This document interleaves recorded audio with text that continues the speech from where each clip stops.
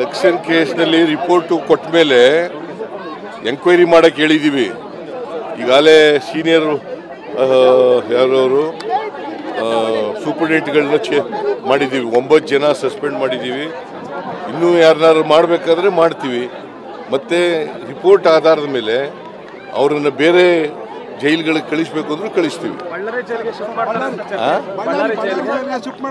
ಅದೇ ಎಲ್ಲಿ ಮಾಡಬೇಕು ಅಂತ ಅವರು ಪೊಲೀಸ್ನವ್ರು ತೀರ್ಮಾನ ಮಾಡ್ತಾರೆ.